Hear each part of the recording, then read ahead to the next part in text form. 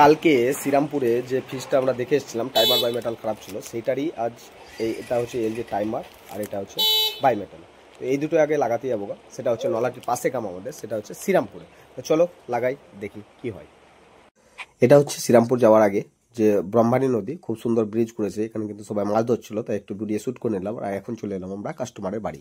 কাস্টমারের বাড়িতে কিন্তু অলরেডি এটা খুলে রেখে দিয়েছিলাম, যে কারণে টাইমার বাইমেটাল লাগাতে আমাদের সুবিধা হয়। বরফটা কিন্তু দেখতে পাচ্ছ সম্পূর্ণ গলে গেছে। এবার লাগাতে হবে আমাদেরকে যেটা প্রথম, সেটা হচ্ছে বাইমেটালটা। তো বাইমেটালটা আমরা ফটোফট সেটিং করে নেবো। সেটিং করে নেওয়ার পর চলে যেতে হবে আমাদেরকে টাইমারটা লাগাতে।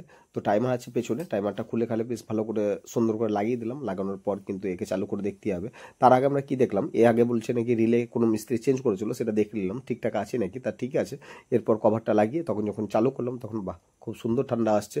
আর এই মেশিন দিয়ে এর যা স্ক্রু ছিল সেগুলো কিন্তু সম্পূর্ণ কমপ্লিট করে দেওয়ার পর চালু করার পর যখন দেখছি, তখন খুব সুন্দর হাওয়া আসছে। কিন্তু এটা অ্যাকচুয়ালি আমরা রেজাল্ট